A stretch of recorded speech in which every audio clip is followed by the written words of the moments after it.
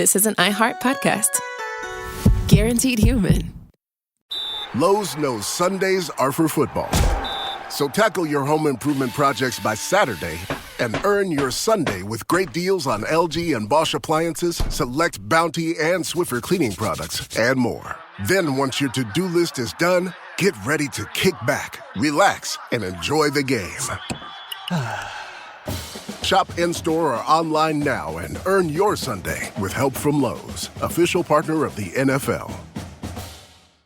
Amazon Health AI presents Painful Thoughts. I can't stop scratching my downtown. Yeah, but I'm not itching to go downtown and tell a receptionist I'm here to talk about my downtown. Some things you'd rather type than say out loud. There's no question too embarrassing for Amazon Health AI. Chat your symptoms and get virtual care 24/7. Healthcare just got less painful. John Daigle is, as he puts it, a season-long bro at Establish the Run who previously did work with NBC Sports. He's now tied for the most appearances on late-round perspectives, too. He enjoys cooking, gardening, golf, long-distance running, and having no hair. These are his late-round perspectives.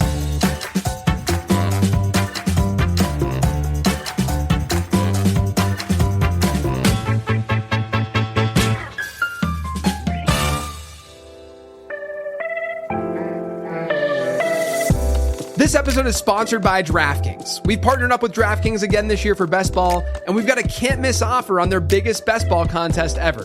$20 million in total prizes. It's draft one, get one. Draft your team once, no weekly lineup management, and your top scorers start automatically each week, all season long. Download the DraftKings Daily Fantasy app and sign up with promo code LATEROUND. Enter a lineup in the $20 million Best Ball contest for $25 and get a bonus ticket for a second entry. 2 shots at the title. Draft one, get one, only on DraftKings. The crown is yours. If you had to replace one hand with a kitchen utensil, what would you choose? I feel as if I use a wooden spoon or spatula the most because it can both mix and flip. Is there supposed to be a better answer than that? No, I mean, like, you got to think you're replacing your hand with a utensil. So your hand, like your everyday life, would be replaced with this thing. You're just thinking about cooking, I feel like. Well, didn't you mention a kitchen utensil? Yeah, it's a kitchen utensil, but you got to go through life with this thing, whatever you want to choose. Would a fork be the most obvious answer? You could use, maybe like a big fork. What is your answer? Because no one asked this question unless they're ready to give their answer. If you had to teach a master class on something completely random, what would it be? About my passion or an expertise I don't have but want to? Anything. Something random. Gardening, if it's my passion, or cooking. If I'm just gaining knowledge, a master class on what's at the bottom of the ocean. Can I just teach a class about what's in the ocean? Because that's what I'm like most obsessed with. That's a very boomer thing. What's your go-to karaoke song? It depends on the vibe. There's like legitimately 7 of them. If it's a small room, I'll do Clint Eastwood by Gorillaz. If it's like a party where everyone's ready to cheer, I'll do OPP, Naughty by Nature. I rap a lot in karaoke because obviously this accent it's just great for rapping. So I had to do that. I had to open that way because the last time you were on Perspectives, it was quite literally the worst cold open in the history of cold opens. You remember that? No, what was it? I literally opened it up and go, "Hey, Daigle, hey!" Like that's essentially what it was. Just like, "Hey," and then there's just a very awkward pause. So I needed to come in with some fire today. So I used my handy AI to come up with some questions. And what's more fire than asking me if I would like a fork attached to my hand for the rest of my life? No one does that. They can't do that. It's interesting content. It's just great content. It's good to see you, brother. I'm going to see you more this weekend. Yeah, you're going to unfortunately see me a lot for the next week. Yes. And recall last year, because we live two completely different lifestyles, especially when we get around our friends, more importantly, recall last year, I come stumbling into the Hall of Fame in Canton at like, I don't know, 11 noon. That's a respectable part. But you asked me my what I did the night before. I told you, and your response was, quote, "Are you an adult?" So that's what we were in store for this weekend at the Fantasy Football Expo. Yeah, I mean, I think you were up playing poker until like 5 a.m. or something the night before. Yeah. 6 a.m. I know my red flag, by the way. No one has to tell me what it is. It's for some reason I have honed my energy in a lot of circumstances in life. When I'm around my friends, I cannot control it. I bounce everywhere. Yeah. I just go on their vibe, regardless if it's 8 a.m. or 10 p.m. I wish I could do better, but I'm 38 years old now and I haven't been able to contain it. I feel you. No, I do feel you. I get a lot of energy from like when I'm around people that I like being around.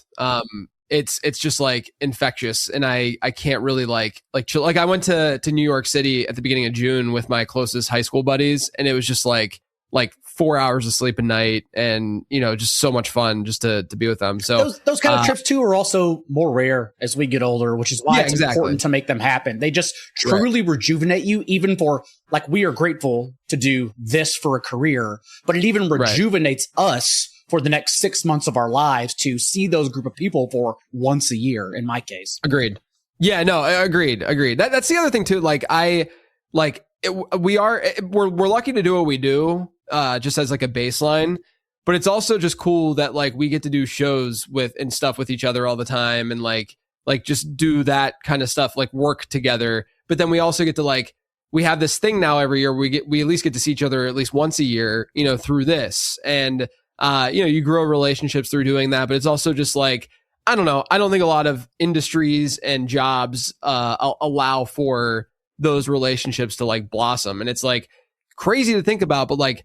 We've literally met like hundreds of people through doing this that were like that we could probably just DM or just text or something and be like, hey, you want to do XYZ? And then be like, yeah, I'm down. It's crazy that's how this is has all come together. Even 2 weekends from now, I'm going to New York for the flex drafts that the Athletics Jake Seeley host.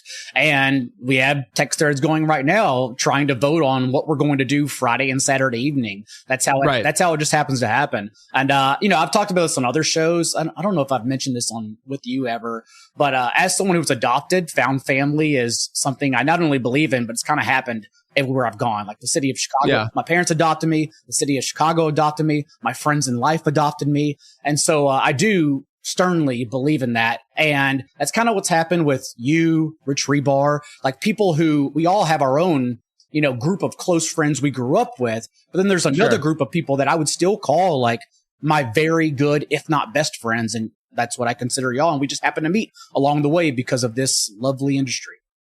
Yeah, it's great. And that's another reason why people should head to the Fantasy Football Expo if they're able to. All right, let's talk some ball. You've been on the show plenty. We don't need to talk about your past and all that kind of stuff unless you want to get really, really deep. I think we already have. We're good. Yeah, exactly. We're about to get into training camp, which means we're going to get a lot of best shape of their lives reporting. And the question, though, that I think is important that we get through and we talk about is, what are the things that you are looking at this time of year from beat reports, from anything out of camp, videos from camp, what have you, that could end up being actionable, that actually might matter a little bit? What I'm not looking for is what's happening right now in this final lull week before all the veterans report, and that is speculation. The most recent example is, I'm not saying names, but one team's reporter then has a report on the usage of the backfield of an entirely different team just because they're in state. Not interested whatsoever. Not going to move a single thing and wish it had not come on my timeline at all. What I'm really looking for is actual usage from camp. Personnel is a big one, but most importantly, the actual depth chart. And that includes for, zero RB targets, for wide receiver 2, since we're all speculating and assuming there's going to be more multi-tight end sets in 2026, just given the death of the wide receiver 3. That's what I want. I want your actual reports from camp. I do not care about guesses about usage and speculation. I want the hard facts. Yeah, it's really hard right now. I mean, not only that, but like right now there's been reports coming out that just completely contradict other reports that came out a week prior. You know what I mean? And, we have to at least be logical that like the most recent report is not necessarily the best report. And, I'm not saying that another report is better necessarily. We just don't know right now. But it's true, like where guys line up and where they're getting reps. There's been some like Romeo Dobbs in the slot type talk. Like that's important. Like that's something I care about. Like I'm interested in that. I'm interested to see if Dontavian Wicks is out there in 2 wide sets consistently, and it's, with Mekhi Lemon being healthy, hopefully, be at full strength. And if Wicks is still playing ahead or whatever that looks like as training camp goes, like that's signal, that's something. So do you think that you fall victim? Cause I think everyone probably does to a degree of, just confirmation bias type stuff that goes on in camp. And are there any things that you do to like make sure, that doesn't happen? Like, for instance, there might be a player that you like that's just like very athletic. And we know that in this kind of environment, athleticism might flash a little bit more, it might be a little bit better. Are you in general ignoring the stuff more than accepting it, the reports, or are you really trying to accept a decent bit because there's just so much variance in this game? I'm sure I've unfortunately been stubborn with a handful of players every year, but I do think there is some type of intelligence in being stubborn for the right reasons, as long as the process is correct. Because even something as simple as, this is just one example, but you mentioned, even if we get reports, which I'm even expecting, that Dontavian Wicks is initially in 2 wide receiver sets, it's also hard for projections to capture that, because the way we grade out Mekhi Lemon, his profile in this offense, we also don't expect him to lose out to Dontavian Wicks long term. And so I'm then asking myself, how can I take advantage of 1 month, if at all, of Dontavian Wicks being in 2 wide receiver sets? So there's a lot of nuance. I think mostly, though, you saw it in A.J. Brown's ADP in best ball, for example, that although we knew, all reports came in 2 months prior that he was going to be traded on June 1st, the market had not reacted. Maybe that's because I think this year, actually, people joined best ball, outside of the people who talk about it every single day, a little bit later in the season. And good for them. Go outside. It's summer. We get like 3 months of it because our earth is dying. Go enjoy it. That's okay. But we saw the market then react by like a 2-round cost once he was actually traded. And so these are just moves that happen that we can take advantage of. But for the most part, I practice JOMO, the joy of missing out. I don't have many strengths in life, but one of them is making sure I take in all the information and then somehow spitting 99% of it out and knowing that this won't matter. So like I said, I try not to be stubborn, but there are times where I definitely purposely am. You kind of mentioned best ball there. I have had this sort of take. I kind of tweeted about it the other day as well. But do you think that best ball has sort of seeped into season long analysis a little bit too much? And I guess my follow up to that would be, what do you think the key differences are between someone listening to this right now who's only a season long player, which honestly is the majority of people listening to this right now, not playing best ball? What are the differences and what they can maybe even listen to as we talk about it, or anyone talks about this stuff on their podcasts? Like what are the key differences between best ball and season long in your opinion? I'm actually more excited to get your opinion on this, given that you are now officially a best ball bro. But I think the biggest one is usable weeks, usable scores. Whereas in season long, really don't care about usable scores. Like if I draft a player even from the 3rd round on that simply meets expectations, I'm not happy with that. I'm always trying to exceed the expectations that ADP has set for that player. Whereas best ball, even Mike Leone wrote it in his best ball manifesto at Establish the Run. The worst thing you can do is take a 0. Like with those last round picks that everyone's speculating on 6th and 7th round players that most likely won't even make special teams for their own organizations. The worst thing you can do is lose out. And I say that as someone who had Roshan Johnson over Kyle Monangai everywhere in best ball last year. And those zeros when Monangai was getting the touches in the last month of the season absolutely killed me. So that is the thing that I am most cautious about in particular. Yeah, I think it's a great point. I've said this before too, where I said on the show I just recorded actually, but like someone like Chris Rodriguez, I actually care a lot more about him in best ball than I do in season long. I don't I don't want a guy who I know more than likely, 90% outcome is more than likely not going to be much of a pass catcher or like a huge league winner, but he can definitely beat costs and he can definitely get work, and it might be unpredictable work, but you don't have to worry about that in best ball. And so like, it's this really odd dichotomy where I think the average best ball player, or at least like the newer best ball player, assumes that when you're in the late rounds, you're aiming for ceiling. Like you're just throwing these darts where you're like, I can see an outcome where this guy really beast modes and he's awesome. And you get a 15th round pick that ends up being the equivalent of a 4th round pick. But realistically, yeah, sure. I mean, that would be great, but you know that the odds of that happening is so low. You should be doing that more in season long because you can make up for that mistake, that inevitable mistake with the late round pick, versus in best ball, you actually kind of just want to buy points late in your draft. Like you just want guys who, I'm not saying ignore all the handcuffs but what I am saying is like, I do think it's important to make sure that you are covering your bases with each position, that you're getting some production from those guys that you are drafting late. It's a different game from that perspective. I also though think like when because like you kind of have to toe the line with what you do at ETR, especially. But if you're consuming content or seeing how people are talking about season long on social media, are you like of the belief that we have been too like best ball brained at this point? Like there's too much emphasis on what's going on in the best ball markets, and there's not enough emphasis of what's going on in like the home league market or like the ESPN or the Yahoo market. Yes, but I don't blame that on anyone. That's just all we've had to react to so far. You even see Sleeper's ADP, for example, finally starting to move as people just begin their season-long drafts. I am also now have some late rookie drafts and startups going on. So everyone's tuning back in now. Now we can finally start talking about season-long ADP, which is, given best ball, which you've talked about, I've talked about, we've all talked about in other shows. Best ball this year in particular, it continues the ADP to differ greatly every single season. The margin becomes much wider. This year, it's so much wider because of the surge in quarterback ADP, whereas even the QB2, sometimes the QB3s, like Fernando Mendoza, for example, and Aaron Rodgers, like they're going in the 12th through 14th round. That's just not going to happen in a 1 QB, even Superflex league. So that's what makes it so different, is that ADP now is wild. But again, that's all we've had to talk about so far. At least with FFPC and FFC finally rolling on and becoming more popular, now we can start talking about the season-long chase. Yeah, I agree. I think it's on us though too to make sure we're being clear, and saying like, hey, this is based on best ball ADP. But like, I saw a good example. I saw your tweet. Sorry to cut you off, by the way. And the ego in all of us immediately asked ourselves, is he talking about me? Yeah, exactly. And then I started thinking about segments I've done the last month. It's like, did I differentiate ADP? I don't know. Yeah, I love sending those vague tweets out, and then like Harmon responded and was like, "You could have just told me this through text or something like that."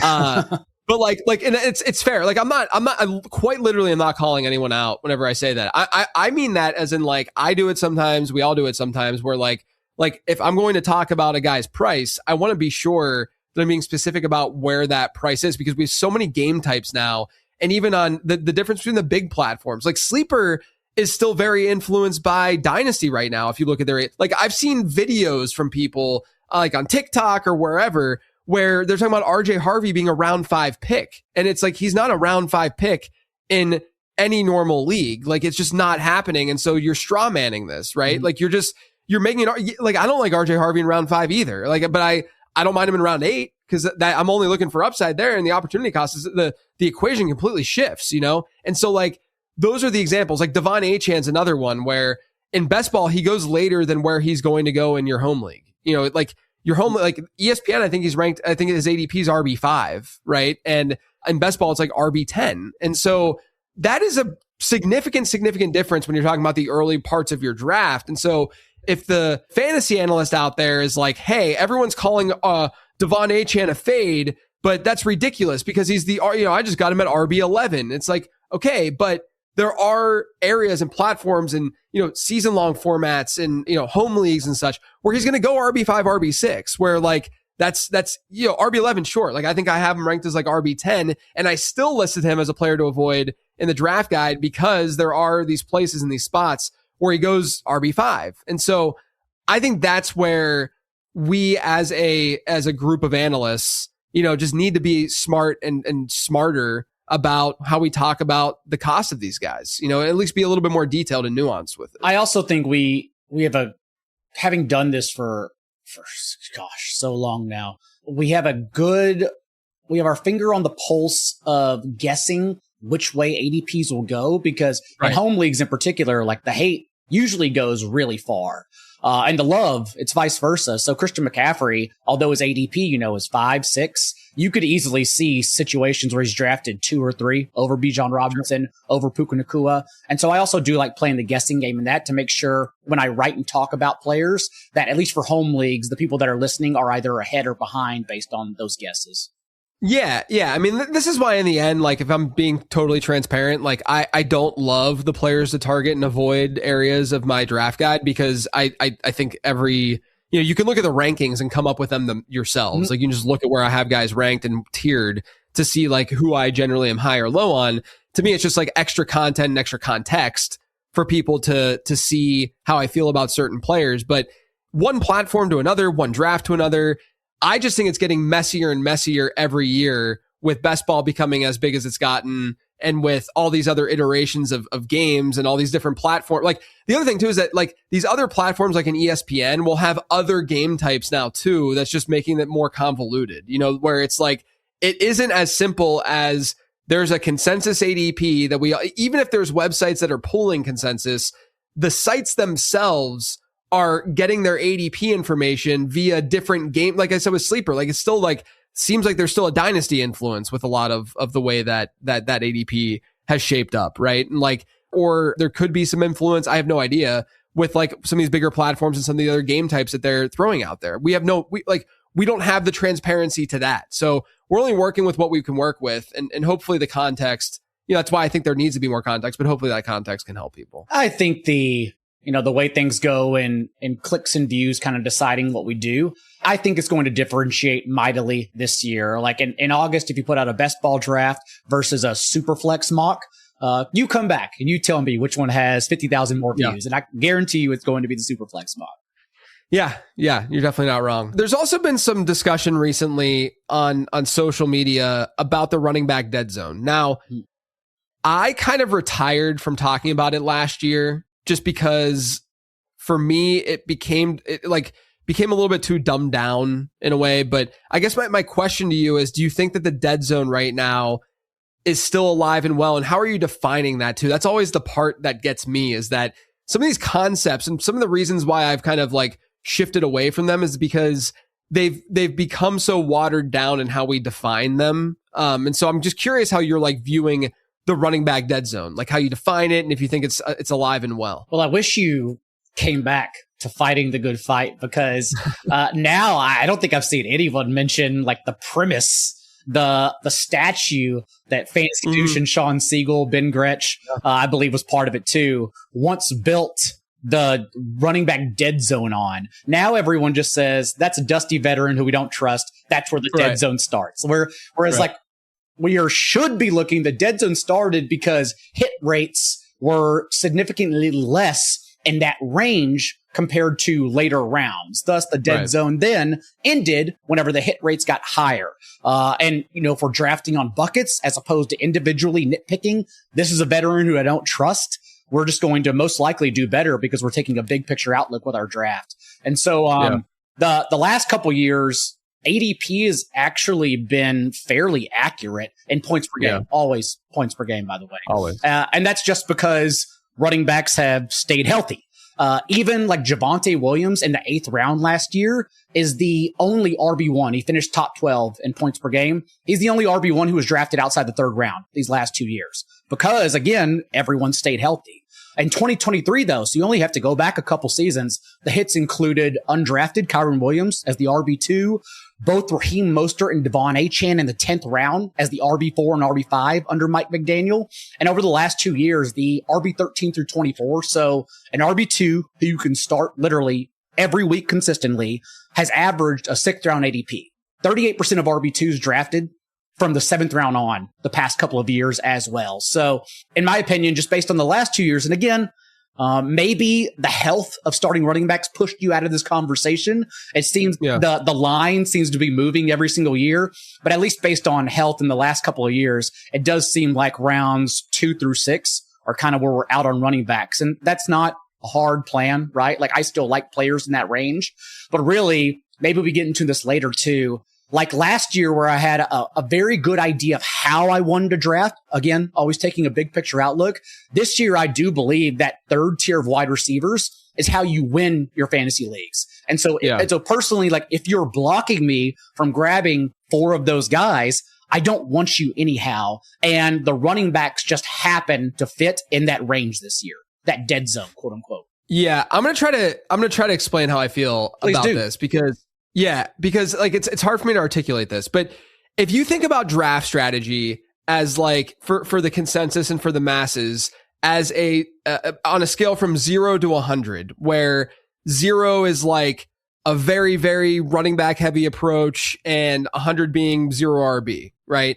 And if you think year to year, the way that the consensus views things, okay, it'll be on a scale from 0 to 100. Like back in 2016, it was like 90 because people were going 0 RB. They were talking about it a lot. And like, it was a very, more common type thing. But then this year, maybe it's like 10 to 20 because people are more running back heavy and they're going that direction more frequently. The way I always have viewed draft strategy in fantasy football has been more so in like the 30 to 70 range, like every year it's never been so extreme because I don't think that even the NFL meta changes. Yes, it's changing fantasy football. It's changing the way we do things, but I think it's just so easy to overstate what that all really means. And like, the way that people are talking about how running backs are getting drafted so much earlier this year, they're really not getting drafted that much earlier this year. Like that notion has more to do with the fact that analysts are out there who are typically 0 RB analysts, and maybe they're coming and seeing the light a little bit more, and they're now drafting running backs earlier. And maybe it's all about the 1-2 turn. And that's how people are really viewing this, is that, last year was all these wide receivers at the 1-2 turn, and we felt really good about the upside case for a lot of these wideouts. But this year it's all running backs. And so now we're going running back heavy. But I have it in the guide. Like the first 4 rounds of drafts, we're drafting like 1 more running back year over year based on ADP. Like the first 2 rounds, it's like 1 or 2, like it's just not a significant enough difference, right? And so I try to like I do think draft strategy matters a ton, but I think draft strategy matters a ton for you to be nimble while your draft is happening. For you to understand, oh, this is the way the draft is going down right now. Oh, I know that 0 RB is an approach that I can take. I know that hero RB is an approach I can take. I know that going robust RB is an approach I can take. Brock Bowers here, and this is what this means. It's understanding what those strategies do to your overall team construction based on how the draft is going down. And that's why stuff like the running back dead zone to me has from my perspective and the kind of advice that I'm giving, I've tried to push it away a little bit more because number one, I do think the dead zone is sort of an archetype zone. Like there are guys that beat the dead zone consistently, but they're like, the younger pass catchers that are more ambiguous because we don't know how talented they are. Like the year 1, year 2 guys who find themselves in that range, they're pretty good bets usually. The older guys or like the unproven guys who are in like year 3 or 4 who just, the Alexander Madisons of the world when he was in the dead zone, or like Zamir White, which, I remember famously us just destroying Zamir White on this very show, your first Perspectives episode that you did a couple years ago. You have to learn your lesson. Everyone always does those cleanup episodes at the end of the year where these were my misses, these were my hits. Yeah. And I don't do those. I just expect everyone to trust me and understand that I will eventually talk and write about where I went wrong and right, but mostly where I went wrong. But honestly, like if you chased Mike Davis, Alexander Madison, Kenyon Drake, Aaron Jones last year, like you just hadn't learned your lesson from one of the guys prior before. Like when we learn our lesson, that's when usually the next year we're like, okay, obviously we know what to look for. We know what to look for in Jerry Price now. Sorry, I didn't mean to knock him down there, but no. Yes, that's what we know. We know the alarm that sounds. Yeah, it's true, and this is why, like again, going back to like the running back dead zone conversation, it's historically been this range, as you noted, that hit rates have been weaker versus what you're going to get 2 or 3 rounds later, right? The 2 or 3 rounds later, the hit rates for those guys are from a ceiling perspective basically the same as what that's what we had seen, and I'm seeing all this talk about how like Bashal Tutin is a classic dead zone running back. And I just don't totally agree because that misses the point about the archetypes, right? And the archetypes in that range that listen to all the guys you just mentioned. None of them were like year 2, year 1, just got a bigger workload type of situation. Like I would agree that like a Bashal Tutin is going earlier than where he ever would have gone, in the past in terms of like what he is, his situation. Like to me, Bashal Tutin and Chris Rodriguez, this is Chase Brown, Zach Moss part 2, in my opinion, where like you could choose. It's an ambiguous backfield, but we're seeing the bigger gap exist between the upside player and the floor player. Whereas the floor player back then was Zach Moss and the upside player was the day 3 Chase Brown, right? And so the difference to me is that the market's gotten a little bit sharper with some of this stuff. Like in my opinion, I think Ramondre would be going ahead of Travion Henderson 3 or 4 years ago, just based on like general performance, but people are understanding the upside cases, and it makes our jobs a lot more difficult to sift through and find players that we really don't like at ADP because the market's just generally getting sharper. And so when it comes to the dead zone, I think that there are definitely some players in there where I'm like, yeah, it's kind of a dead zone-y kind of profile overall. But then at the same time, I think 2 things are happening where after the dead zone's over, we don't have quite as many choices of upside swings after that, just based on, Brandon Gadula did some really, really great work about where running back targets are essentially going and the loss of the satellite back, basically the PPR scammers that we used to be able to direct, Chris Thompsons of the world that we could just get in round 12 and lean on them. They don't really exist anymore. And so that's kind of made that range of the draft not be as conducive to getting good value at running back. And so that makes the RB2 range where the dead zone is like a little bit more enticing. But also I think the guys in the dead zone area are just not as dead zone-y necessarily. There's still some, but they're not as like as obvious. Would you agree with that? Or do you still think that it's no different than like other seasons? I agree, because even the individuals who I've been poking holes in all off season, I obviously see a way where they're an RB1 and we're starting them weekly. Right. Where they don't drop out like the RB dead zone in the past. Right. But at the same time, again, when I'm looking at breakouts and those archetypes, I do think, again, that third tier of wide receivers is where I'm looking to target. And so these running backs are just kind of in my way. Also, this is why I wanted you to talk about this on this show with me, because, and I don't come on your show to compliment you here. I'm doing this because I genuinely think you're the best at breaking down like the archetypes we chase. I'll happily make fun of you along the way later. Don't worry about it. But you are the best at this. So I'm glad you input that input. Thank you. For adults with Crohn's disease or ulcerative colitis symptoms, every choice matters. Tremfya offers self-injection or intravenous infusion from the start.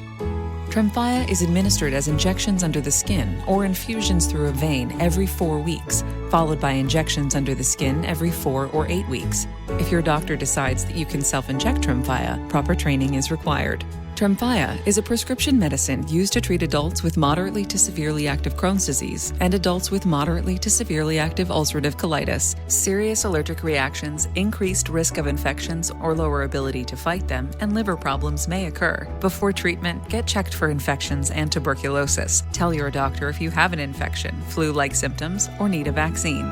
Explore what's possible. Ask your doctor about Tremfya today. Call 1-800-526-7736 to learn more or visit tremfyaradio.com.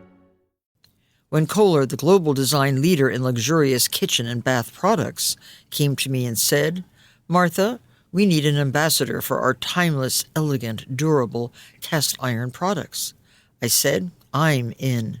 Now let me see the factory." Weeks later, I was suited up in coveralls and work boots, walking through their Kohler, Wisconsin cast iron foundry. I stood next to the molten iron furnace, saw the hand-applying enamel, and touched the gorgeous finished products waiting to be sent out into the world. Since 1883, Kohler cast iron products have been forged and finished by the incredible craftspeople right in Kohler, Wisconsin. I'll tell you, I gained a newfound respect and appreciation for Kohler's cast iron craftsmanship. So now, I'm lending my discerning stamp of approval to my most beloved Kohler cast iron products for their durability, beauty, and timelessness. Shop my Kohler cast iron favorites curated on Kohler.com. Bring the warmth, character, and enduring style of these timeless products into your kitchens and bathrooms. As the Kohler cast iron ambassador, I say, long live cast iron. Let's talk about that area. Like, when you say that there are players that you're poking holes in, but you can still see the upside case, like, who are some of those players, some of those running backs? In terms of the consequential ADP, because no one cares if I'm fading like a 6 to 8 round running back, whatever. Sure. Like, we can chase that later. I do think Kyren Williams is one of them that stands out. Last year, if you look at just like the splits pre and post buy, because historically, remember, Sean McVay has leaned on what we've always said is, running back with 90% of the team's touches. And through week 7, he did handle 74% of the Rams' backfield touches, 18 per game. But then afterwards, in his last 13 contests, including the postseason, it was only 60% of the team's touches. Not only that, but the guy behind him, Blake Corum, he was then splitting with, led all running backs in success rate. And Kyren Williams, by the way, finished second in success rate. That's a Sean McVay stat, pretty much. Yeah. But also Blake Corum finished second only to Devon Achane in their rates of 10-yard carries. So if we're talking about now a backfield split, and Kyren Williams is going at the second, third round turn, that's a player I can easily just get away from personally. And then the other one, again, when you talk about not necessarily dropping out, but pleasing myself in the corner with an RB12 that finishes an RB14 or vice versa. Javonte Williams. It's kind of that same argument for me. The same argument I've been making for George Pickens too, because they both hit career highs in practically every category. Javonte Williams, it was his 5th year, but you would not have won your league at his current cost, the third round, since he finished his last year's RB12 in points per game. And now he's being drafted 5 rounds earlier around elite players. So it's just a harder pill to swallow, since the last thing I'm trying to do, we've discussed this already and season long, is draft a player who will meet expectations. Yeah. I think that those are two very interesting call outs, because you can see the path. They're in good environments. Like you noted, you can see the obvious, way that can go. And this is where I was talking about. It's hard to be a fantasy I mean, it's not hard to be a fantasy analyst, but you know what I'm saying. Like, we're not doing it. Guys, trust me. We know that we're not doing anything important here. But when it comes to being an analyst and trying to point out players that you're down on, Kyren Williams and Javonte Williams are scary players for that to be the case, even if I totally agree from a process standpoint. I've talked about Javonte in particular, where his receiving profile is horrendous. He was horrible per route run last year. And historically, that carries over really poorly. And it's one of those things where you sit here, it's similar to how any other dead zone type discussion has gone in the past, where you sit there and you're like, well, who else is going to touch the ball? The instant you start doing that is the instant that you start to make excuses for that player. Yes. Because everything you should be doing should be focused on that player himself and how talented that player is. And with Javonte Williams, you're sitting there like, well, Jaden Blue didn't do anything last year. Malik Davis didn't do much last year. Like, what is this going to look like from a pass catching perspective? But then there is, on paper, he is a dead zone running. He looks like a dead zone running. Another guy that I think looks like that is David Montgomery on paper. I don't have him as a fade because especially when I look at certain platforms, I'm actually right in line with where they have him ranked, so I can't call him a fade. Mm-hmm. But certainly based on, and we'll get to this in a second too, because of the wide receiver stuff, but based on where he's going, I haven't drafted a ton of them. I haven't drafted a ton of Javonte Williams and Kyren Williams, as you noted, because they do have those typical flags that we point out in the dead zone, where the receiving profile isn't super strong. Even Kyren, the Rams, I was talking to Brandon Gadula about this yesterday. The Rams consistently over the last 7 or 8 years have been bottom 3 in running back target share year in and year out. They just do not use their running backs through the air. And Kyren has been, I know that the masses out there, people listening to this, they're like, you guys talk down Kyren every year, and then he just comes out and he smashes. Well, he wasn't smashing the way you think he was smashing during the second part of the last season. It wasn't so unbelievable that he was must have our top 5 running back. And so I do think that like the individual players here that we're talking about are players that do fit the archetype of a running back in the running back dead zone. The hard part is they're in objectively pretty good environments. That's the hardest part for me to reconcile. But I agree with you. But to that point, there is an opportunity cost involved here, and this is where I think makes it easier to fade or to be more on the fade side, at least for me, with some of these guys, is the wide receivers in that area. We're looking at this like 3rd to 5th round wide receiver range. We'll start with we'll say like Zay Flowers, like where Chris Olave around there, all the way to like Christian Watson. You seem to be into that range. I'm into that range. It's like we had this range last year too that I really where like Pickens was going and stuff where I was into, but this year it's even beefier. It's even more amazing. And so my question to you is, who are your favorites from that range, and why is it that you're willing to take some of those guys over a Javonte or a Montgomery if you're in the if you're in the same camp with Montgomery, or even a Kyron? If we're predicting 2027 ADP, it's mostly because these 3rd round guys, I believe, can exceed where they're being drafted, and they've all flashed that ceiling for us. Gosh, how much time do we have? But the list of these wide receivers, which is why, again, I'm focusing my drafts around it entirely. Let's start with Zay Flowers, who you mentioned at the top there, who to this point hasn't finished as a top 24 wide receiver in points per game, mostly because of how he's been used. He's never had more than 7 end zone targets in any of his seasons in his career. Baltimore also averaged the 2nd fewest pass attempts the last decade, 24.8 last season. And the 6 teams to average fewer than 27 attempts in that span the last 10 years collectively increased their passes per game by 6.1 the following year. Also, not to mention a young and intuitive play caller we expect, and Declan Doyle, who comes from the Ben Johnson coaching tree. So I do think Zay Flowers finally squinting and assuming, I shouldn't just put this on him, assuming a different route tree that'll finally get used inside the red zone. I do think there is a chance for Zay Flowers to also finally have a ceiling and bounce back with Lamar Jackson, who just had a 7-year low in points per game. Not expecting that for him either. Emeka Egbuka is the big one I've been focusing my drafts around. You don't average, 20 points per game as the top wide receiver for a 6-week stretch there, unless you have a ceiling. It just doesn't go away like it did last year. And Chris Godwin and Buka shared the field for 135 routes without Mike Evans last year. Evans, who has since moved on to San Francisco. And Buka led the team with a 31% target share, despite the poor production in that opportunity. So I'm going back to a healthy Baker Mayfield and Emeka Egbuka. Ladd McConkey is a big one. Maybe we'll get to the Chargers and Justin Herbert later on, but McDaniel's Dolphins led the league in their rate of dropbacks that included motion, 69% of plays during his 4-year tenure there. And Ladd McConkey for his career has averaged a 22.5% target share from motion. For reference, he averaged a 22.9% target share for 15 points per game in 2024, his rookie year, which everyone then chased in the 2nd round at last year's ADP. So I'm just going right back in a significantly improved offense. Terry McLaurin is another one under David Blau, who we now expect to go more under center or pass heavy and focus on Terry McLaurin. But more importantly, in 2024, without Deebo Samuel, McLaurin had career high marks in end zone targets and points per game. Last year, when Deebo was injured, McLaurin was targeted on 30% of his routes, the 8th highest rate in the league from Jaden Daniels as well. So I'm backing on McLaurin. Jalen Waddle, without Tyreek Hill from week 5 on, led the league in air yards, was targeted on 28% of his routes, and was 5th in yards per route run. Now, I actually don't. I've seen, we talk about news that doesn't matter.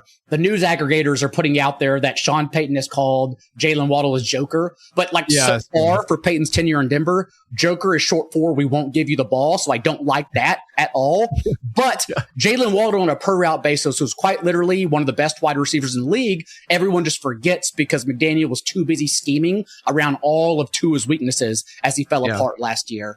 And then finally, just one more quick one, because he's going to go a lot later than those guys. Mike Evans is being drafted around DJ Moore, who I don't mind as much as public consensus drowns out DJ Moore. But Mike Evans scored his fewest touchdowns in the last decade, just 3 last year, because he played a career low 8 games. Maybe that happens again, but if healthy, at least we know Kyle Shanahan's offense has finished top 9s in yards per attempt in every season since 2019. It's one of the best offenses in the league to chase. So if Evans is healthy, he's one of those guys like Will Fuller, I think when on the field, will compete weekly to be a top 12 wide receiver. When off the field, you at least know he tried to win you your league when he was healthy.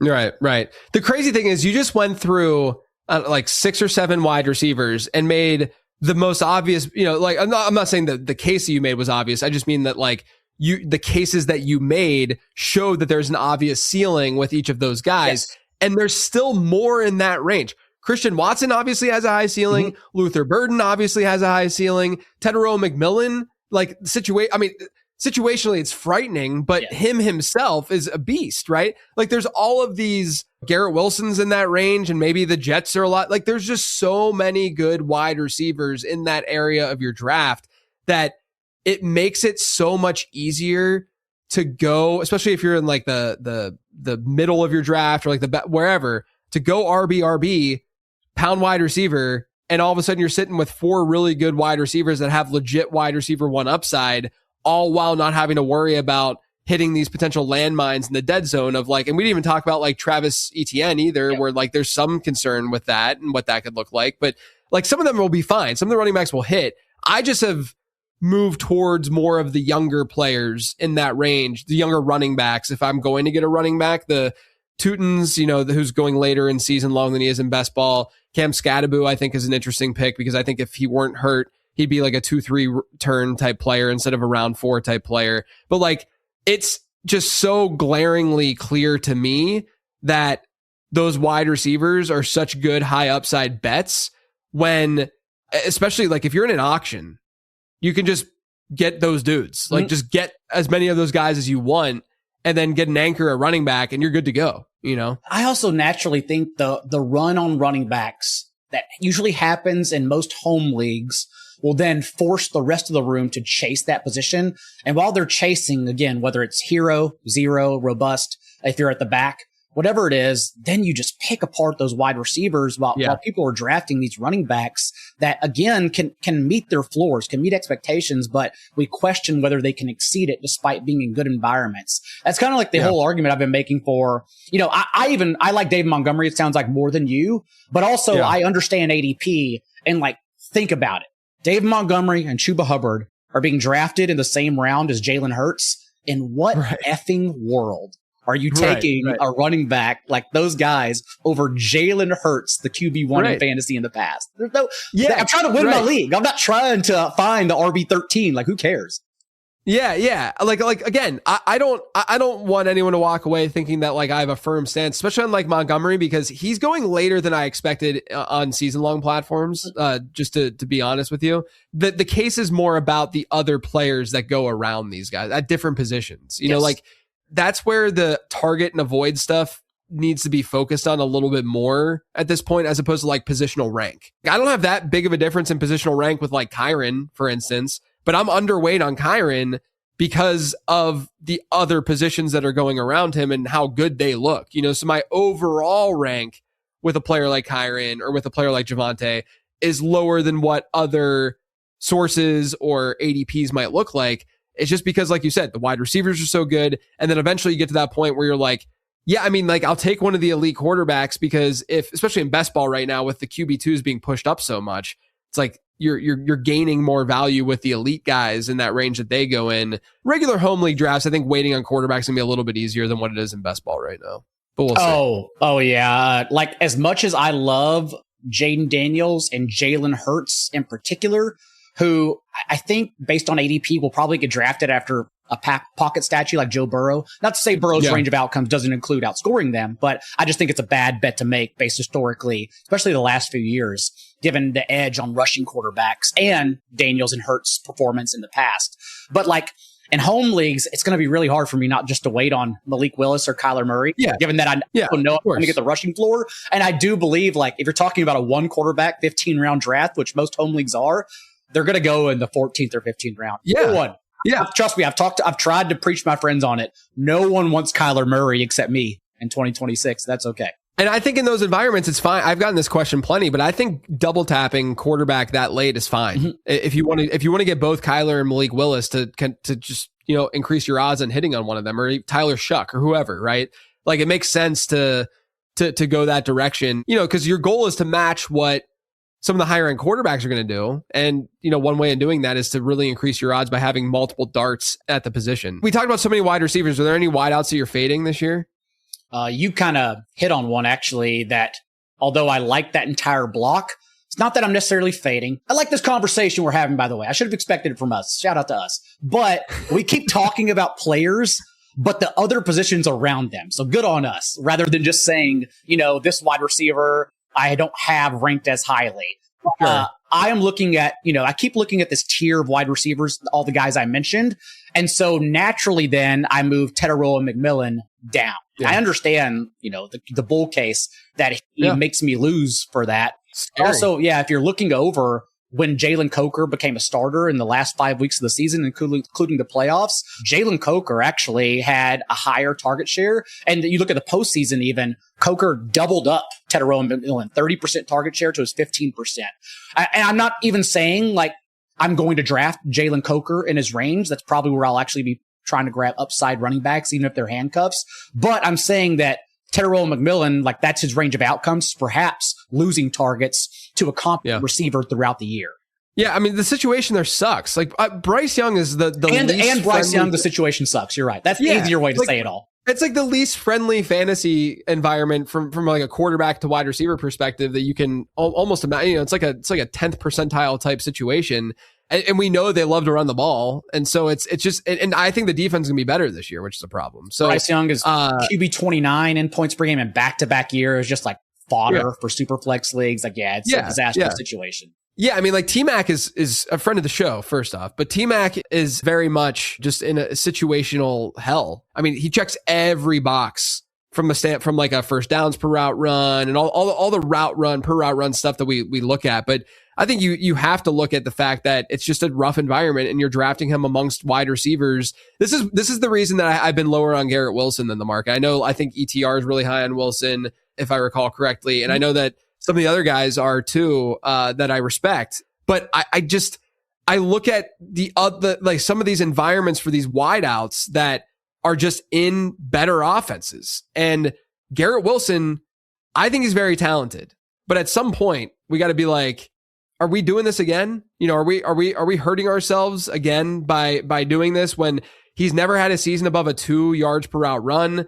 He's playing with Geno Smith and Frank Reich, and like we can make the bowl case for sure. And I see it and I understand it, but you can do the exact same thing with so many other wide receivers in that range. That's the problem that I've run into with Wilson. I haven't faded. I'm actually, even in best ball, I'm still at like 6 or 7%, but I do think that he's a minor fade just based on some of the other wideouts, just all given situations. It's a very similar thing to T-Mac for you.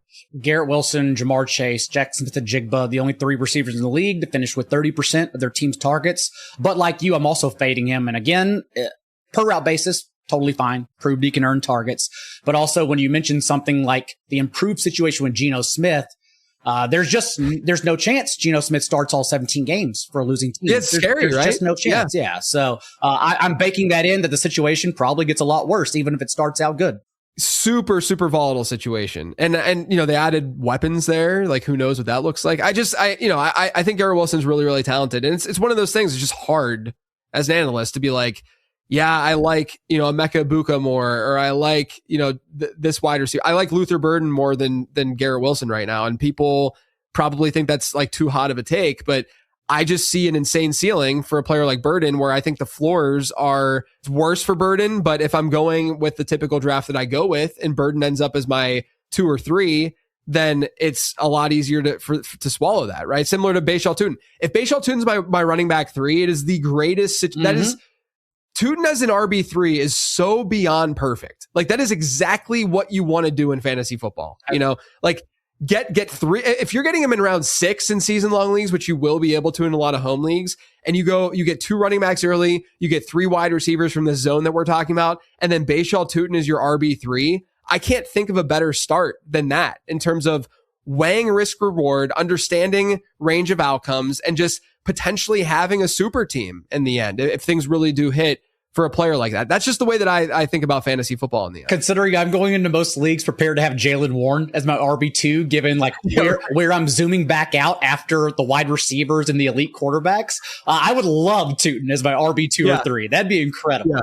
I think there's a lot of validity though to going hero RB this year. Like I go hero RB a lot. Like it's a very frequent strategy that I've gone through and used for years and years. And I think it's very valid again this year because there are middle round running backs that Jalen Warren being one that I really, really like.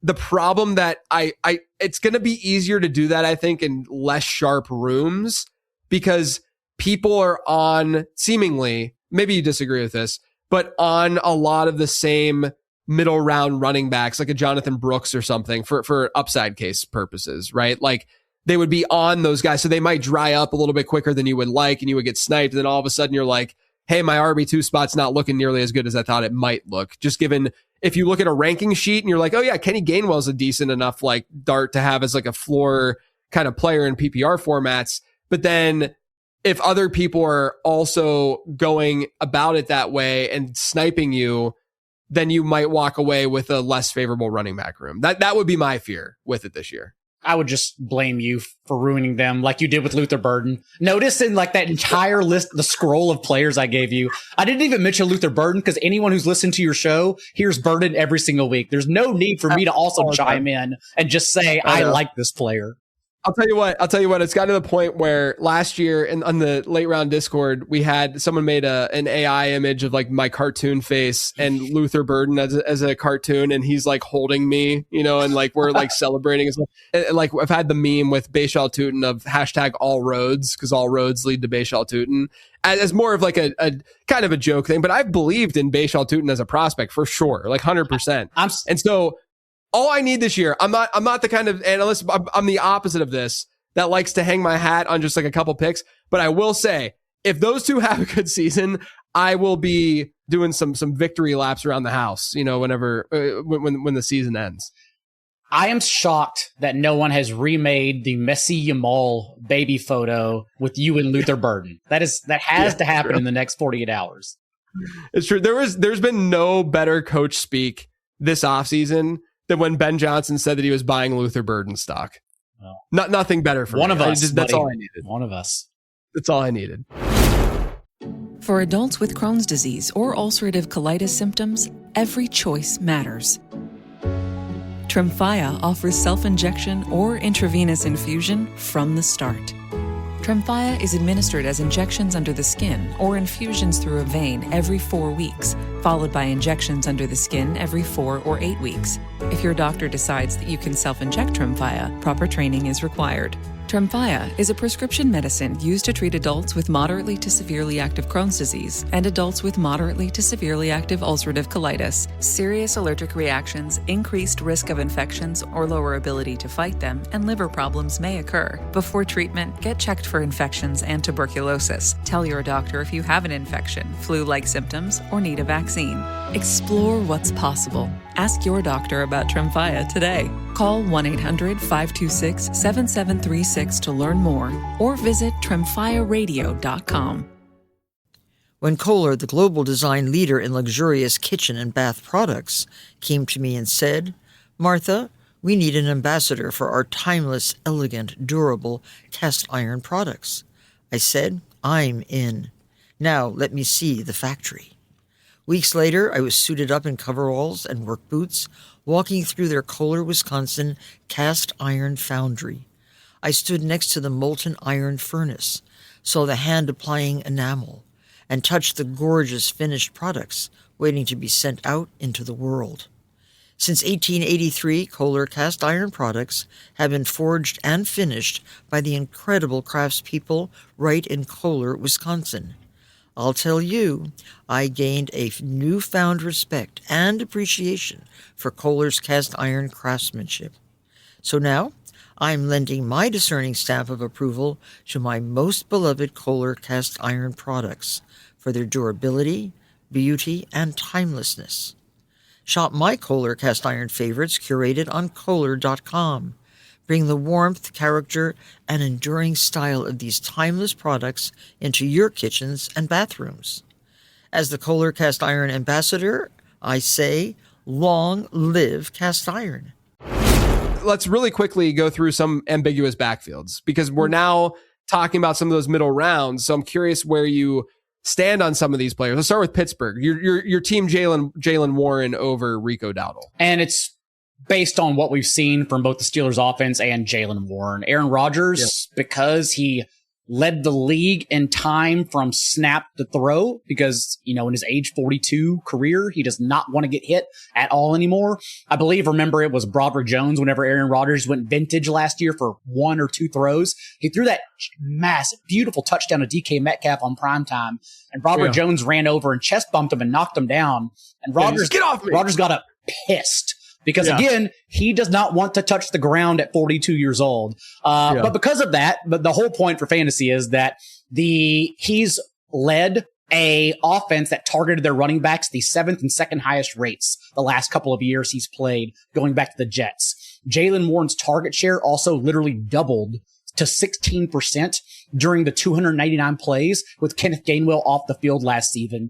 Gainwell, who is now with the Buccaneers. So I like Jaylen Warren to soak up that receiving role, given that Rico Dowdle hasn't earned a double-digit target share in any season, including if you want to isolate his workload after he became Walter Payton and Chuba Hubbard returned to the lineup last year. Yeah, I think Jaylen Warren might be top 3, if not the one most underrated real running backs in football. He's awesome. All of his metrics are just like unbelievable, and he's so consistent as a receiver. So I'm with you. I know that there's the McCarthy Dowdle connection. I don't even think Dowdle is necessarily like a horrific pick, but it's more so I just lean Warren because I think he's a really good talent. All right, I did all the team previews that established the run, or most of them, and that was my opinion too. I wrote that Dowdle's range of outcomes includes leading the team in touches as an RB3 or weekly flex, definitely. Yeah. But more importantly, I want to chase the archetype because again, we're chasing upside in that range, and I think Jaylen Warren's ceiling is significantly higher. All right, let's go to Carolina. Do you think that we're going to see a situation in like mid-August where Jonathan Brooks, maybe not on season-long platforms, but like where Jonathan Brooks goes ahead of Chuba Hubbard? Yes. FFPC, especially the $2,000 Las Vegas drafts, are known to have some big risers, and Jonathan Brooks is definitely projected to be the biggest riser in ADP by the time week 1 kicks off. Chuba Hubbard handled 61% of the team's backfield touches through week 4. That's when he got injured with that calf strain and then came back to only 37% from week 7 on. More importantly, we already talked about Chuba Hubbard's being drafted around elite players who can literally lead their position in scoring. I do not believe that's in Chuba Hubbard's range of outcomes. Jonathan Brooks is also going 3 rounds later based on ESPN and Yahoo ADP. So that's a much more inconsequential pick that I'm willing to swing for the fences with rather than Chuba Hubbard. So, when you tell me Jalen Hurts, Justin Herbert, Parker Washington, the list goes on, I'm going to say Jonathan Brooks 3 rounds later every time. Yeah, agreed. I'm really curious about how you feel about Denver's backfield. I have been calling RJ Harvey the Cam Ward of running backs because, as you know, when writing about them, it's never good when you have to scroll to the very last page. You got to hit that sideways toggle 4 times to get to their stats because it was quite literally one of the least efficient and inexplosive running backs in the entire league last year. Having said that, I did win, multiple championships because if there's any skeleton key in fantasy football, it's about touches. And so I dragged the corpses of RJ Harvey, Woody Marks, Devin Neal, and Audric Estime as my RB2 with Christian McCaffrey to many home league championships. But I say that because they do now go up for Jonah Coleman, who does fit the profile better. If you're into early breakouts, Coleman averaged 6.8 yards per carry at 20 years old at Arizona. If you're into receiving backs, he has 80 catches over the last 3 years in college and averaged 1.7 yards per route run in his final season, which was second in this class last year behind only Jeremiah Love. And so given that they went up for him, I do believe not a short burn. Like we're going to have to wait this one out most likely as an unusable player in Jonah Coleman on the back of your bench. But I do believe that's a swing I want to take at ADP because he's going from like the 10th, 12th round in home leagues. Yeah. Oh my gosh. I have so much Jonah Coleman in best ball. It's ridiculous. Are you out on J.K. Dobbins? No. In best ball, I have J.K. Dobbins, and season long, that's just not the profile I chase. Yeah. Yeah. So that's the thing that I feel like too. So I have to be honest with you. I want to hear your take. I want your honest. I mean, we're pals. I want you to destroy this because it's become a problem over the last couple of weeks. I've kind of been RJ Harvey pilled. Okay, let me explain. Okay, this is not. I entered this offseason not liking RJ Harvey at all, calling him a sell. Did not understand why people were boosting him up as much as they were in dynasty rankings.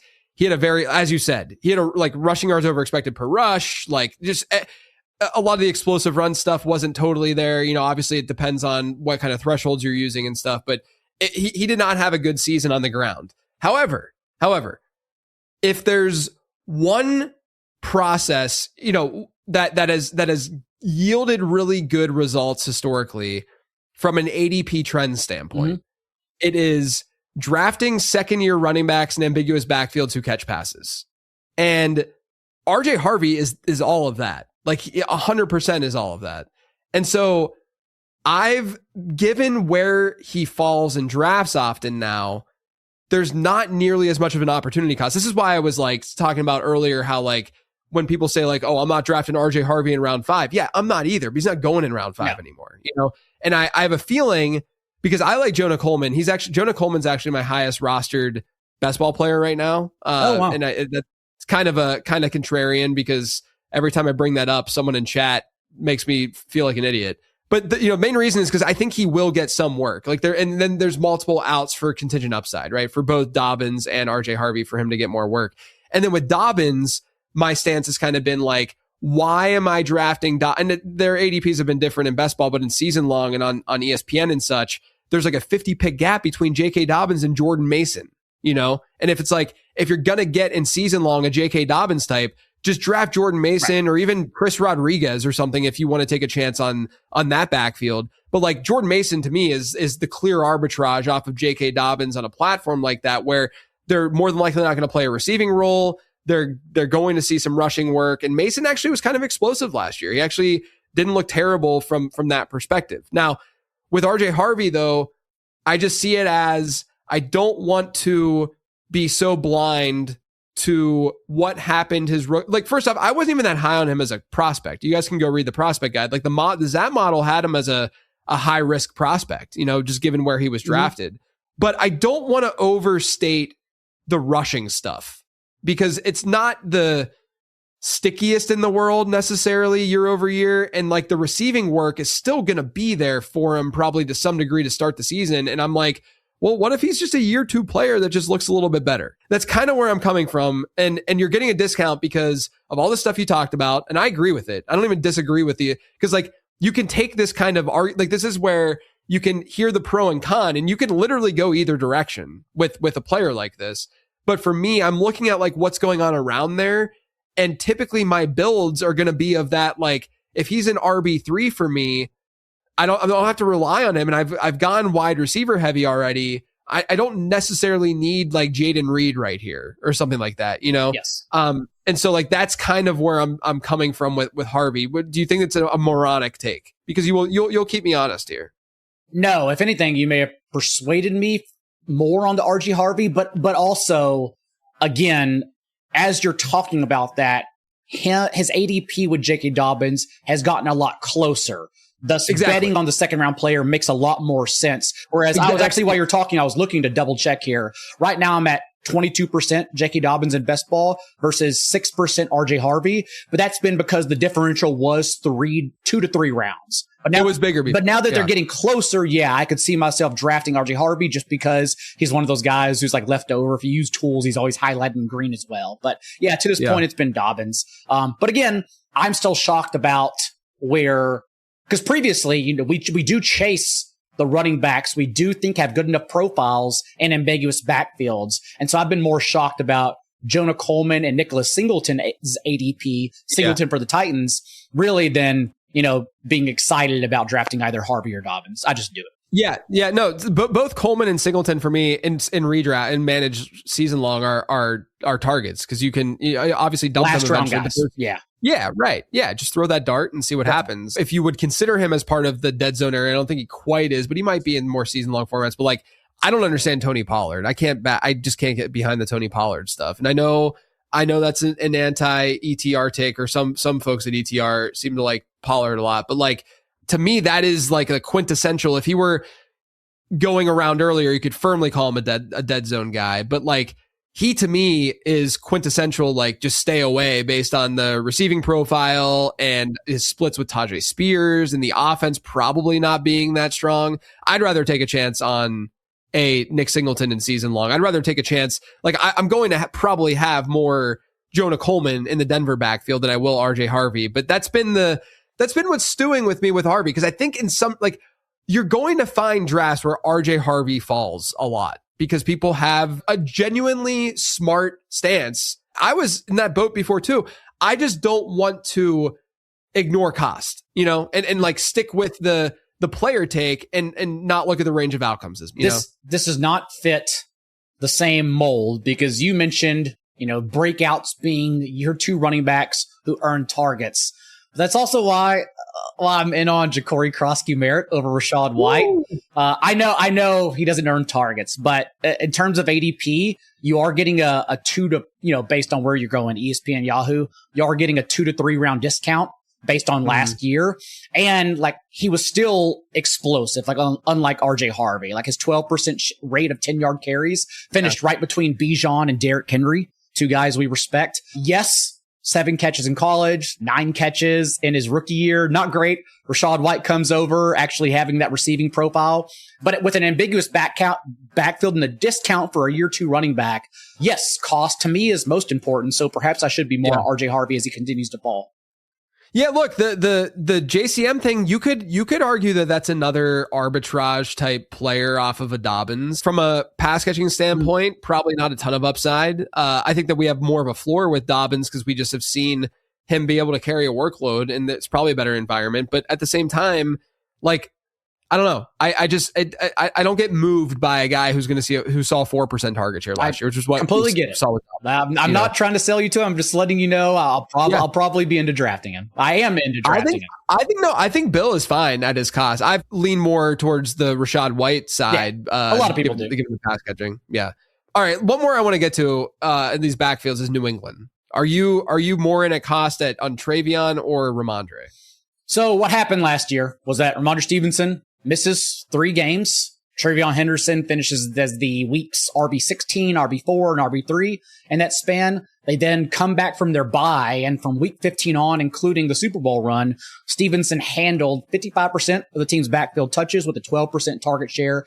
And most importantly, because Henderson is correctly, but he's mentioned as the more explosive back, Stevenson in that span from week 15 on had a higher rate of 10-yard carries than Henderson did. So I just think Stevenson personally is a trusted running back under Mike Vrabel, who's also a better pass protector. And I'm also in the minority of saying Travion Henderson was a win in season-long football because you knew when to start him. He wasn't bad from, after he won that job, which again, you knew to start him then. He was then also like averaging roughly top 24 numbers. So again, he didn't lose your league. You started him anyhow. And also, if you were to ever drop Travion Henderson, which I know some people did, he would immediately, pretty much in every format, be the best pickup you could then make. And so I consider Henderson a season-long win last year, but they did prove, at least in Henderson's first year, that they trust Stevenson more. So I like Stevenson at cost a lot. I actually think I'm like, again, this is a different conversation, best ball to season long, but in best ball, I am roughly like 35-40% on Stevenson. And then season long, I think he's a guy, at least based on ADP, we're probably going to get later despite last year's results. Yeah, I mean, like Stevenson's one of those, like if you do go hero RB or zero RB, he's got a nice floor for you to just kind of get by. And then, ceiling outcomes can still hit with injury or just with a bigger workload than we expect. I'm with you. I have Stevenson as a better value right now. I think Henderson's fine where he goes. I don't have, again, if you're going to get someone in that range, you should be getting the explosive year 2 guy. This is just going back to how I feel about how the market's been behaving is that the market's sharper. Like these 2 ADPs, I don't think would be looking like this 5 years ago. I think that people saw what happened in the playoffs and be like, oh, I'm taking Ramondre Stevenson in round 5 and Travion in round 7 or something like that. And then that's where we would be sitting here saying, oh, we're drafting Travion this year, because we want that upside, but it's just not how the market has shown and what the market's doing right now. Do you think that tight end is Brock Bowers or bust this year? Or are you in on some of the other early round tight ends? And then if not, or regardless if you are or not, throw me some late round darts that you're looking at. So yes, for Bowers, I do think the way I'm handling this season, and this is complete opposite of last season. Last season, because Trey McBride was going typically a full round later, I even mentioned that that's the value I want, understanding that, in the last decade, up until 2025, tight end has only separated by more than 2 points per game twice, and both times it was Travis Kelce, one of the greatest receiving tight ends of all time. So Bowers truly had to separate in order for that full round of value to make a difference for McBride. So I went McBride everywhere last year. If not, I waited on Tucker Kraft, Jake Ferguson, and Dallas Goedert. This season, though, when talking about that top tier of tight ends, Bowers and McBride are a couple picks within each other. They're just neck and neck in the second round. And so to me, that screams to either draft Brock Bowers or then wait at tight end. The way this loses, by the way, is Colston Loveland, who's drafted 2 rounds later than those guys, like keeping it close with Bowers. He doesn't have to beat him. If he keeps it close, he's the best value on the board. And that's kind of what I'm worried about. But again, when we're talking about overall lineup building, I'm going to be in that range of wide receivers instead. So I'm unfortunately just going to miss out on Loveland most likely. But really 1 year removed from Bowers, going full ether with the most catches in any season by an NFL rookie. And then last year, we only got a 1 week sample, but he was targeted on 35% of his routes in week 1 before that PCL injury and bone bruise really tanked his entire year. So I like Bowers a lot. And then if you're moving on, it kind of goes in segments, honestly, because I'm curious to see where Kyle Pitts falls in home leagues. We've all been burned by Kyle Pitts before. So despite ADP being 7th, 8th round, I think there's a real good chance he goes later. And Kevin Stefanski's offense every year in Cleveland finished top 9 in tight end rate. I also know there are some disastrous splits that Kyle Pitts basically only broke out when Drake London was injured. But since I draft with a big picture view, I want to ignore all that from last year, understanding different head coach, different quarterback, different play caller. Don't care. Want to bet on Kyle Pitts. So let's see where he goes. Dallas Goedert, the past 2 seasons without A.J. Brown in the field. If you look back to last year, his rates without A.J. Brown, second in both target share and yards per route run among all tight ends. I'm not saying he's going to finish as the second tight end, but I'm saying that's a pretty good value considering you can get him as a low end tight end 1, if not a tight end 2 in your league. And then the last round guys, talking about values, Chig Okonkwo, just because, Isaiah Likely and Chig Okonkwo are the 2 guys. Let's see where they fall. But really all I look for in a breakout tight end, similar to chasing Tucker Kraft last year everywhere, is I ask myself 2 questions. Do you break tackles and can you lead your team in targets? Chig Okonkwo was 10th in missed tackles forced per reception. Never really had the opportunity in a bad offense in Tennessee. So I do like that outlook considering they really don't even have a strong wide receiver right now. And with the Commanders and a good quarterback in Jaden Daniels for Okonkwo. And then for Isaiah Likely, we're just talking about, I think it was 24 million, 26 million guaranteed going over with a quarterback that's very familiar with him. One of the best athletes at his position, who also without Malik Neighbors, you talk about not having a wide receiver 2, may not have a wide receiver 1. So I like those 2 guys a lot. All right. I'm going to get you out of here with just 2 more questions. We're going really long, but whatever. Yeah. Whatever. You have children. I just have old style. I'm going to keep you for another 3 hours. People have said that I'm the Joe Rogan that I want to be the Joe Rogan of fantasy football. No, you don't. You record some of the shorter shows. That's what someone critiqued me. Someone said that I wanted to do that with late round perspectives. That's why I did late round perspectives. I don't get me wrong. He knows this. I love Jacob Sanderson's work, but I also know if I turn on his podcast, I'm in for a 4-hour novel, and sometimes I just don't have time. Well, shout out him and Gretsch. Absolutely. They started a new show, and so everyone should check that out. But those are 2 of the long-winded analysts in the game, and so it's going to be it's going to be a 3-hour show. But that's why it's great. That's why they're super sharp. Check that out for the record. They have a new show. Give me your 3 favorite values this season. 3 guys that you're going to be drafting a lot of. I hate this question because I know everyone's looking for quote unquote sleepers. Okay, I think.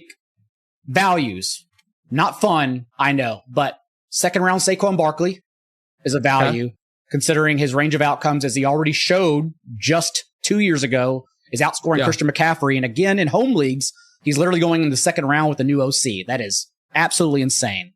I'm not going to count this as one of my 3, but I think Emeka Egbuka, again, is also an extreme value, given that he also can be a top 3 wide receiver in fantasy. He already proved that last year. With an improved situation. I'm also drafting. We kind of talked about it. I do think Jonathan Brooks, unless again, JJ Zacharias steams him up, is going to be like a 10th round pick in home leagues. So I think he's a really good. He's an easy click right now. I'm like 8 running back spots ahead of season long market. I think he's a great value, and just the way I'm drafting, I keep looking at when I talk about my values, who I'm going to have the most of, and I think just based on how I draft, Jonathan Brooks is always going to be on my rosters. So I'm just going to call him a value, and then in terms of quarterback. Yeah, I think last round, Malik Willis and Kyler Murray is going to feed families given their situations. Yeah, agreed. Agreed on all counts. All right, one more now. Give me your 2026 hot take. That's going to just blow me away. My air conditioning is now working, so it was not working for a while. So I was sweating from some of the hot takes that Todd Burrows threw my way on becoming a best ball bro. But I won't be doing that here. But give me a hot take for this upcoming season. I have so many. So let's just start really quickly from cold, not really quickly, but cold to hot. Okay. I love it. Yeah, okay. So I think it's easy. No, it's not easy. I shouldn't phrase it like that. If Ashton Genty were to outscore Christian McCaffrey, we would not be shocked. I would not be shocked. So, but that's not hot, right? That can happen. I mean, that's like a 4 out of 10. It's a first round player versus a first round player. Who cares, right? I mean, yeah. Are you assuming health for CMC, or is that all part of the equation here? I think there's a lot of inefficiency baked in as well, but I think Ashton Genty, given what he showed, I don't know why it took until they healthy scratched Raheem Mostert for him to have the 6th highest target share at his position. But the numbers last year, his inefficiency was not on him. It was the offensive line and play calling, which is entirely different this year. So it's Ashton totally Genty, Saquon Barkley, I'm probably double tapping that if I'm at the 110 through 112. Tyler Shuck, Malik Willis, Kyler Murray outscore Matthew Stafford. But again, not hot, right? That's whatever. Like that's fun. They most likely will happen given their rushing scores. So I think the hottest one I can give you is that Emeka Egbuka outscores Jackson Smith and Jigba as a first round player this year. Okay. That's how I'm surprised that you didn't go with him then as like you mentioned him as like an honorable mention from a value perspective. Emeka Egbuka. But again, when we talk about values, people want like the late round picks. They don't care about. You're just playing into the audience here because this is an Egbuka podcast after last year's fiasco and Egbuka is like the one player Silva and I both agree on as well. Like the ETR Slack tried to bring his projection downs a bit, and Silva and I were having none of it unanimously. Like you are not bringing down Egbuka's ranking at all. Well, by the time this publishes on Friday, the draft guide will be updated as well, and he is a new player to target in the draft guide this week. Interesting. Okay. Yeah. Part of it is because I did the market score comp stuff for Tuesday's episode, and I looked at projections based on comps for market score, and Egbuka came out as a top 5 wide receiver in those projections. It's basically just looking at players that have similar market scores and ADP and career years, and it just loves Emeka Egbuka. And I love Emeka Egbuka, and I don't want to miss out on what. Not only that, I've been watching Quarterback on Netflix while Pelotoning recently, and I forgot how good Egbuka was to start last season and how fun that whole thing was. It's just one of those things where it's all coming together for me. Like the universe is telling me that I need to draft more Emeka Egbuka. It also reminds all of us how much hate Baker Mayfield has in his heart if you play against him. Like no one lives on doubt, like self-inflicted doubt more than Baker Mayfield. He's one of those players who doesn't happen anymore. Aaron Rodgers was like this too, where you speak out or speak up, Baker is becoming all of a sudden Dan Marino. That show has been great this season. It's been the best season from my perspective. I didn't even like some of the earlier seasons. The problem was in past years, it's been Kirk Cousins, who is a, self-accounted dweeb. He knows that. Yeah, he's good at what he does, but he's not interesting. And the same thing for the greatest quarterback we've ever seen, Patrick Mahomes. Everyone that knows Patrick Mahomes' life behind the scenes knows he's boring as hell. All he does is wear sandals and cook brisket. No one wants to see that at all. So now we get Baker Mayfield, who is not scared to speak his mind every single week. That's the kind of players you should be putting on those shows. Yes. And I think the Flacco stuff, he's a doof, but it's been really fun to watch. Even that stuff has been. Well, I know why you're interested in that because y'all are long lost twins. Yeah, look, he's another friend of the show. Got to meet him back in February. So I'm invested in that Buccaneers passing attack as a rebound. It's fun, and Baker, watching Baker on that show is also awesome. He's incredible. I mean, just great television, like just phenomenal television. The way they went to the New York City Marathon during his bye week and just got hammered while his brother-in-laws ran the marathon. One of us, Yeah, he's just a normal dude. Anyway, Daigle, this was great. Let everyone know where they can find you, what you're working on, all that good stuff. Establish the run, and now is the time to tune in. Both the podcast and YouTube feed are free. We are going to be running, as we talked about on this show, actually, mock drafts, several new ideas coming out too that we've all been discussing in the coming weeks since training camps are finally here. So establishtheRun.com is where you can find all my written work. First waiver wire will be out in somehow a month and a half too. That's crazy. 50 days. I realize also I have another ETR person coming on, becoming a best ball bro next week. Little teaser for you guys. His initials might be AL. Well, I'll give you that thing. Yeah. Interesting. Who knows who it could be? Who knows? Anyway, check out lateround.com. Check out the draft guide. It's out.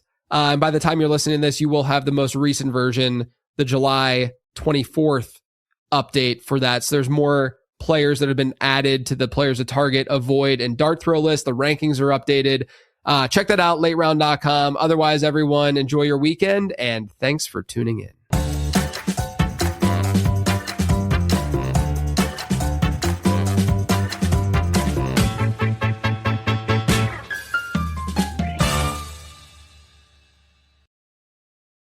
I'm U.S. Transportation Secretary Sean Duffy. The sound of a seatbelt. It's one of the most important sounds in our car. It means everyone is ready and everyone is safe. The more our kids see us put on our seatbelts, the more natural it is for them to put theirs on too. Make it a priority. Buckle up every time. Hear the sound? Make it a habit. Paid for by NHTSA.